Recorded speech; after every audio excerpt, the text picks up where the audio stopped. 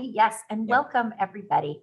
My name is Erin Reed. I am the marketing manager here at Polaris MEP, and we are thrilled to see so many familiar faces and some new ones for today's very important discussion.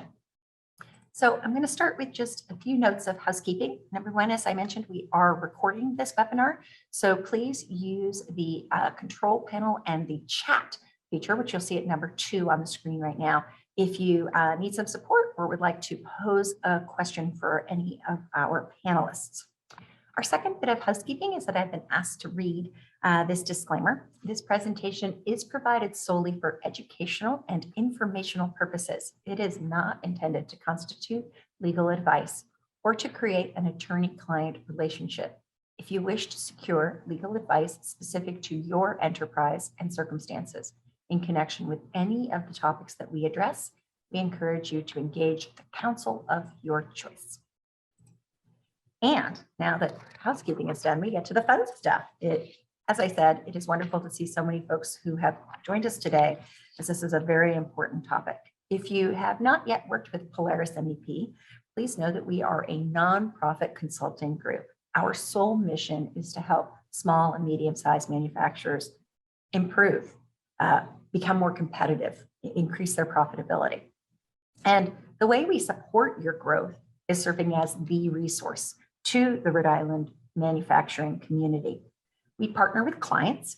Many of you are on the call today with third-party experts, such as those, and partners such as those we feature on our panel, and also with industry advocates like the Rhode Island Manufacturers Association. Together, we are sponsoring today's conversation, and we are so grateful to be able to partner with RIMA on tools and programs and sessions like this to help the many folks in our community. So as I said today, being a resource means connecting you to a few experts who can help you make sense of the evolving, constantly shifting, moving target that is guidance related to COVID and specifically to the vaccinations. So it's my pleasure to introduce Kathy Mahoney, Center Director for Polaris MEP. Kathy is going to moderate today's discussion. Kathy? Thank you, Erin. So thank you, Melody and Mark, for joining us today. I'd like to introduce our panelists. Mark Friel is with Locke and Lord, and we'll be reviewing some of the requirements that a company can do, kind of an overview regarding the vaccinations and the changes within COVID. Melody will also be providing a similar perspective from the federal government side. And together we are just kind of here to educate you, as Erin said. This is for informational purposes only. This could change in an instant. We know how quickly everything is changing within the world today. And as we know, Rhode Island is at a high level of transmission, with new cases reported this morning of 1,173. So we are seeing a different spike than we would like to than we saw over the summer. This panel discussion came about because we were getting questions related to what a company can do regarding vaccinations. There's been a lot of information in the news, so we just thought we would bring some clarity to a very vague and ambiguous and very fluid situation. So as we have said, this is for educational purposes only. This is what we know today, and again, it could change. So if you have specific questions or you need clarification specifically for your company, kind of take the information that we provide you with today and then reach out to your HR department or your legal advice. But this is just kind of give you an overview of what companies should be considering. So Mark, I thought we could start with both you and Melody kind of giving an overview, and then I am sure we are going to have a lot of questions. So we had talked earlier about each of you kind of from your perspective and your different backgrounds and expertise, providing an overview of what a company can do related to the vaccination requirements, that, either internally or by external suppliers. Yeah, so I'm happy to kick that off. Thank you, Kathy, and thank you to Polaris. The key distinction I want to focus on, just as an overview of the current legal situation, is one that I'm sure a lot of you know about, but it can also get lost a little bit in some of the noise, and that's the distinction between can private employers impose vaccination and other requirements? And the very separate question of, can the government, particularly the federal government or any other government, make you impose vaccination or other requirements? And those are really two very different questions. The one that's much more fluid and evolving right now is the second question, the question of whether or not the government, particularly right now, the federal government, can impose vaccination requirements on private employers. Historic treatment of vaccination issues by the courts in this country would suggest that the answer to that should be yes, but we're living in different times. And so right now that's been a little uncertain. The biggest development there is that the Biden administration through OSHA proposed a mandatory vaccine requirement on all employers with 100 or more employees. It was stayed by a federal appeals court, the Fifth Circuit based in New Orleans. And then there were so many other cases pending around the country. There was a lottery held, and the whole thing has been referred to the Sixth Circuit in Cincinnati for decision. The thing I would caution people about that is, as I said, that's just about whether or not the government can make you, not about whether or not you can have your own requirements. It arises under OSHA, which is a body with unique rulemaking powers and authority, but also limitations on how they make their rules. It picked an arbitrary line of 100 or more employees, and some of those technical issues were behind what the court ruled. So it remains a bit unclear where that's going to go nationally. But right now that mandate from OSHA is on hold pending the outcome of that. The government, OSHA, recently asked the court in Cincinnati to speed things up in terms of their briefing schedule, and the court said no, which has led some court watchers to speculate that that means they're going to rule soon anyway, which is why they would have said no, but nobody knows. There's been another decision recently also staying a requirement on private companies who have contracts with the federal government. And again, that's about federal contractors, but that's all on hold. And none of that would resolve the question of whether or not the state could mandate such requirements. The only recent, one recent data point on that is Judge Lanphier, a judge in our Rhode Island Superior Court, ruled fairly recently in November, about a month ago now, that it was permissible for the state to impose a mask mandate on people in public schools. That's different from private employers, but it might be one indication of where something like that could go. The second question, the one that I posed to everybody first, is the one about, can private employers impose vaccination requirements? And that's been a lot clearer for a lot longer. That's been clear throughout most of 2021. And the key agency there from a federal government perspective is the EEOC, the Equal Employment Opportunity Commission, as opposed to OSHA, because that's just more about employment law. And there it's been routinely upheld and recognized with some exceptions that I'll note, that yes, private employers can impose a vaccination requirement. There are two exceptions, which we talked about the last time we were together. One is legitimate medical or disability claims. And there you're entitled to ask questions to determine whether or not people are really asserting a valid request for an exemption. The other one that's harder and a little more vague and harder to apply is what's called a sincerely held religious belief. If employees come forward and claim that they have a religious basis for not wanting to get vaccinated, the employer can try to assess the validity and sincerity of that, but doing so is difficult if in effect it seems like you're questioning somebody's religious beliefs. You can look at other prior conduct to see whether people have acted consistent with that. At the same time, then those people can say that their views evolved. So it's harder. Now, a federal court judge in Providence dismissed or refused to block, I should say, a requirement by hospitals and healthcare facilities in Rhode Island recently. And the claim there was that that vaccination requirement didn't include a religious exemption. She said it wasn't required, but that it didn't stop private employers from having a religious exemption or from offering one. So that the religious exemption is the one that's a little bit harder right now and a little bit more in flux. But the bottom line is at least here in Rhode Island and in most other states around the country, Florida and Texas being a couple of big exceptions in recent months, private employers can go ahead and have a vaccine mandate, and then you can assess whether or not requests for exemption are valid or not.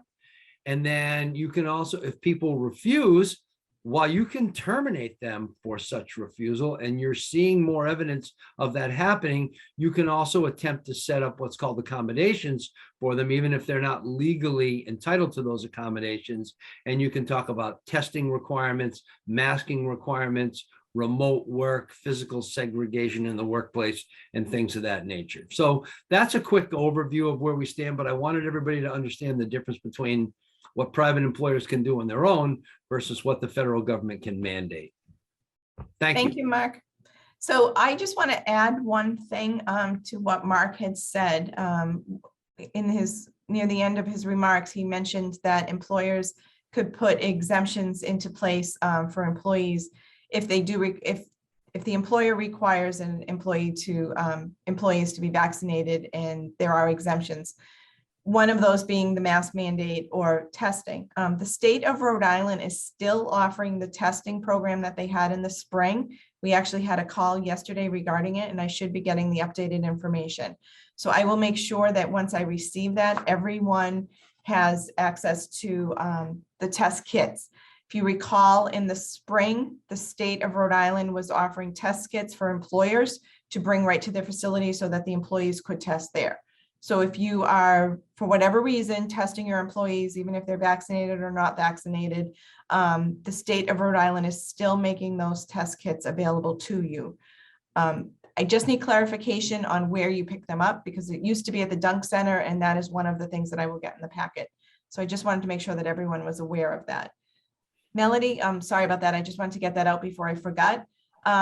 So if you just wanted to give a little perspective from the P-tax perspective and how companies that are working with the federal government, and then we will open it up to question and answers for everyone. So I'm going to come at this from a completely different angle and say that the Executive Order 14042, or the federal vaccine mandate, however we want to refer to it, is very confusing because the executive order doesn't provide a lot of information itself. It refers to the guidelines that are published by the Safer Federal Workforce Task Force. And over time, those have changed. So when those were first put into play in September, there's been several changes made to those.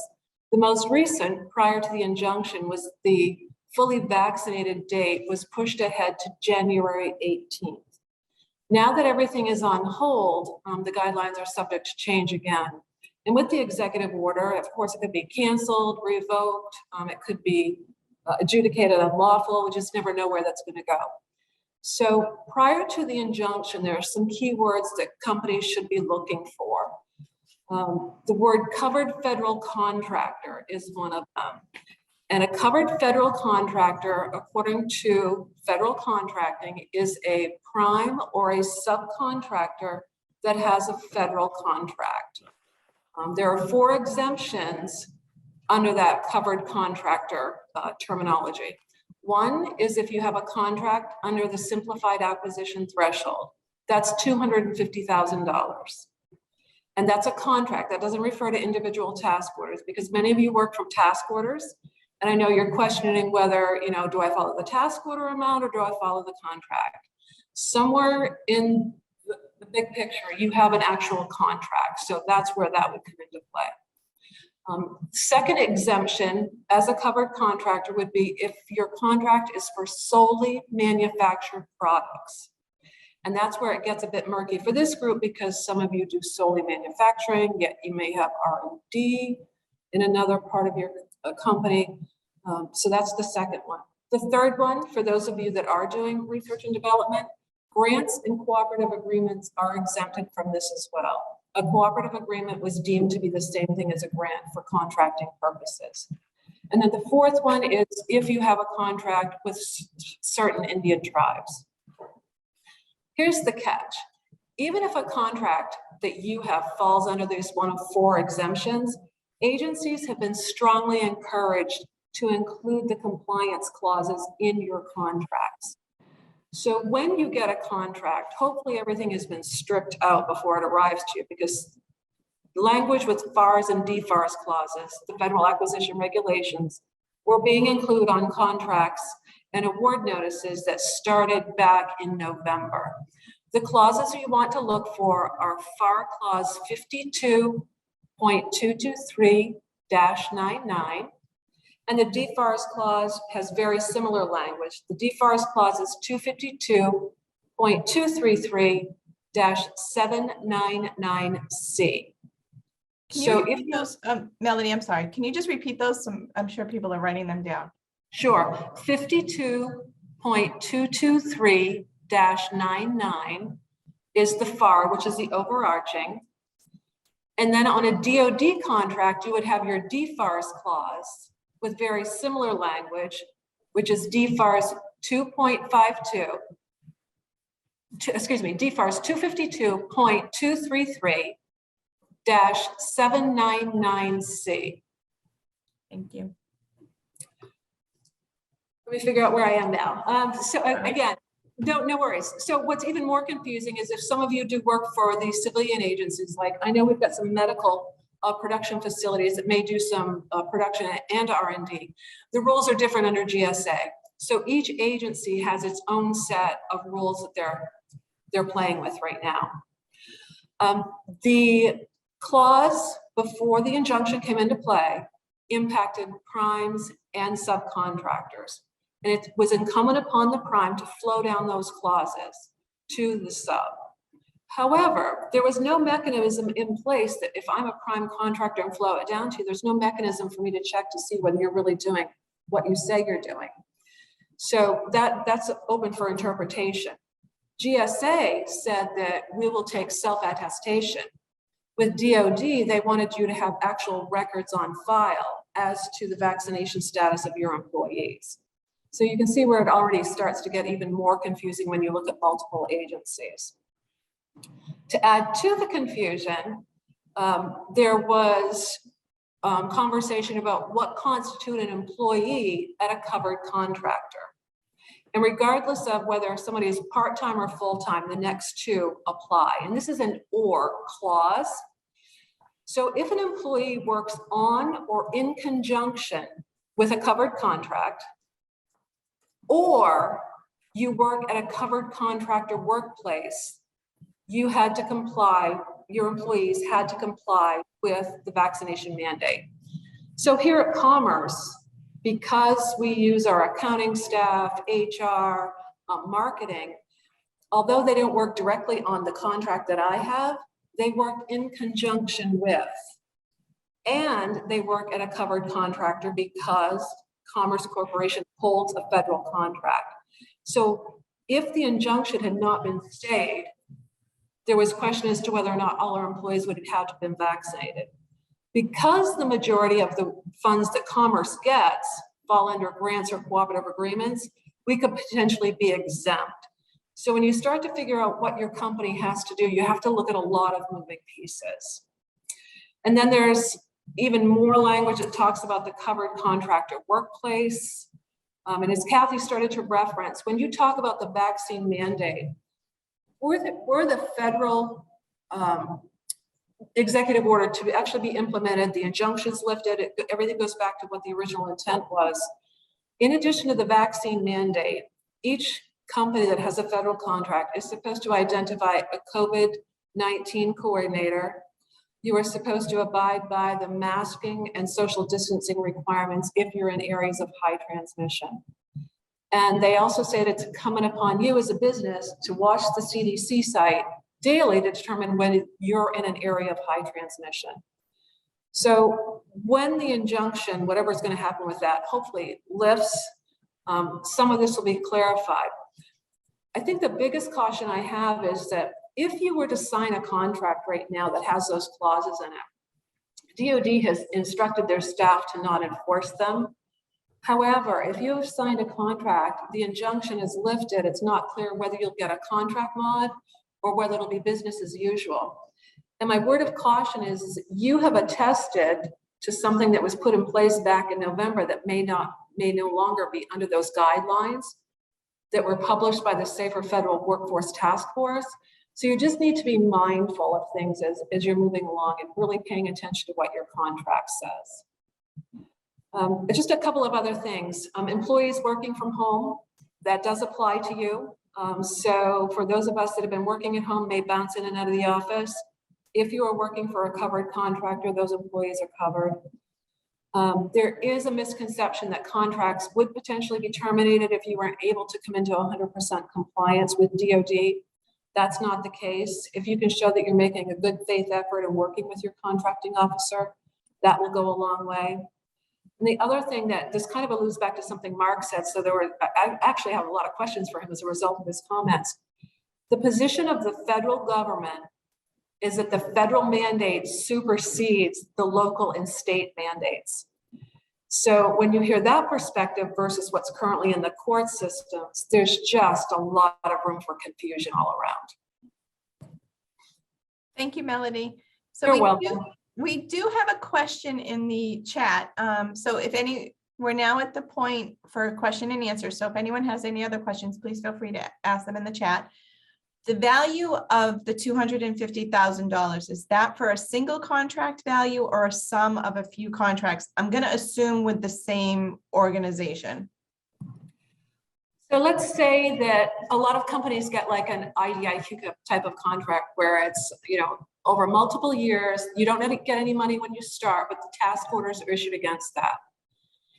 The likelihood of you hitting that $250,000, if you're going to even come close to that, I would just go ahead and comply if the injunction is lifted. That's something you can discuss with your prime though, if you're a subcontractor. Okay. Do we have any other questions? Oh. For those that are not mandating the vaccination and instead are allowing the weekly testing, what is the most efficient way to manage and track? I'm sorry. Well, this is Mark. I'll jump in quickly and say, I don't think there are too many legal requirements in that area, except that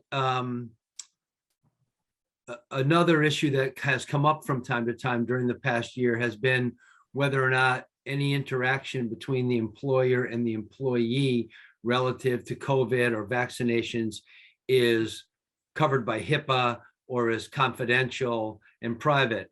The employer has every right to interact with the employee about such issues, but any information that comes into the employer's possession about an individual employee should be treated in confidence and not disclosed to others in the workforce.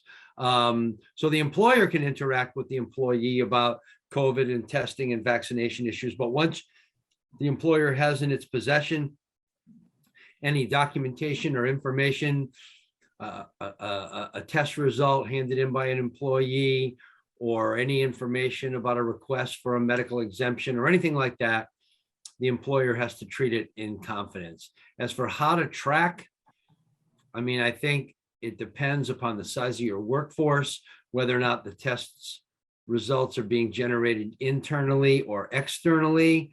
I will say that having just been through my own little personal testing battery because of a little close contact scare I had last week, the home tests, some of them, I use the one that's called Quick View. They're, once you do it once, they're pretty easy to use. The question though that I have is, if you're asymptomatic, is how reliable are they? And is a negative test result and a home kit when you're asymptomatic really a complete get out of jail free card. That's not a legal opinion. That's just a question I'm asking. Whereas a PCR test, I did one at a Walgreens drive-up window on Monday, and I was happy to get a negative result today. So it took just a little less than 48 hours, even though they advertised 72 hours. Those are more reliable, I think. I think the other thing is that obviously if there's a positive test, that if it's done, you know, like an at-home test or something, it should be verified with a state test, but also reported to the Department of Health, I believe. So then the next question is, what is the liability of the employer if he demands vaccination and an employee has adverse reactions or dies due to the vaccination? Well, first of all, let me emphasize that I'm not a doctor or a medical expert, and I'm not holding myself out as it, but just based upon the intensity of national news coverage on this issue right now, and the fact that there've been, I think, something well in excess of 200 million people vaccinated, something well in excess of 300 million individual shots administered. And those are off the top of my head numbers from popular press. So I could be off, but not by a lot. I'm not aware. I would think that the risk of somebody dying from the vaccine is pretty low. However, as with any medical condition, if somebody gets sick or dies as a result of anything connected with their work or their job, the first question is one of causation. Is that what really caused the illness or death? And I think that's going to be hard to prove in some cases, just as it's hard to prove where you got exposed to COVID if you did. Sometimes you can really say with certainty that you know when it happened because of a unique set of circumstances, but a lot of times you can't. So I think as long as the vaccine requirements and mandates have been authorized and approved at various levels of the government, which they have been at this point, and if you're just following the law and doing it carefully, I think the risk of an absolute exposure to liability based upon an employee's claim that they were adversely affected by that vaccine is low. And even if they make a colorable claim and there's some risk or cost of defense in the interim, it's probably would be covered by either workers' comp or some other form of insurance. So you probably have some coverage. Thank you, Mark. So 2 comments. One is just under a year ago in the spring, Polaris worked with RIMA to develop a COVID playbook. Actually, I believe it was, oh goodness, almost 2 years ago. Develop a playbook, which is still on our website. And Erin has graciously put in a link to that in our website, which would clarify some of the questions regarding designating a COVID personnel that Melody mentioned and the reporting of the test cases that I mentioned. So just as an FYI, and Erin had also said that we will send out these links and references in the follow-up emails. So there's 2 FYIs. The state of Rhode Island OHHS provides the quick view tests. According to their information, those tests are 92% accurate. In the small instance, we had a positive quick view test. The PCR test did confirm the quick view results. Sam and his team are a great resource. So Sam is the contractor that is working on the testing program for the state of Rhode Island. And actually the person that I spoke with yesterday, so they are in the process of updating the directions in the playbook and contact information. So as soon as we have that, we will send that out to everyone. And then I think our last question is, does Rhode Island mandate employers to pay for time missed from an employee claim of exposure or quarantine? Well, first of all, if most of you have the kind of PTO policy that lumps personal time and sick time all together, if somebody wants to take a PTO day because it's the day after they got their shot and either they're concerned that they may have a reaction or they do in fact have a reaction, then that's a PTO day they can use. As for whether or not Rhode Island law requires you to give that employee an additional day over and above their allotted requirement of PTO days, I honestly don't know. I don't think so, but I don't want to be definitive on that without checking. At the same time, I do know that there have been a lot of employers who have gone ahead gratuitously on their own and given extra PTO days to people so that they can go get a vaccine, simply to make it easier and simply to allay any concerns that employees may have about missing work or having to use a day in anticipation of a vaccine reaction. So you can certainly do it on your own, or the employee can use a day. Thank you, Mark. So we're just going to wrap up with a couple of final comments from Polaris. But first, I would like to thank Mark and Melody very much for their time, their insight. If anyone on the panel, any participants, think of a question. If you're like me, a couple of hours from now, I'll be like, oh, I should have asked that question. Feel free to email me and I can get in touch with Mark and Melody, and we can certainly get those answers out to everyone.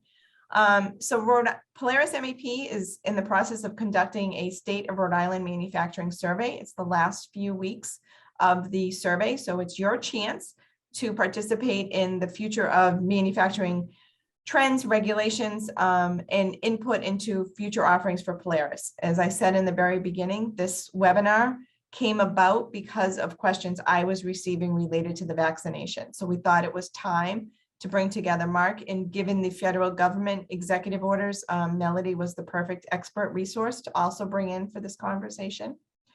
So we put the website up and it'll also be in the follow-up emails. If we could just ask everyone if they have not already participated to participate. As I said, we plan on closing it probably next week, certainly before the holidays. So thank you again, both of you. I greatly appreciate your expertise and your time. Thank you to all the participants. I am looking forward to seeing you in person and when we can do these kinds of events. And again, if there's anything that Polaris can help you with, please feel free to reach out. My cell phone and email is right up on the screen. Don't hesitate to call. And I hope everyone has a wonderful holiday and end of 21. So thank you, everyone.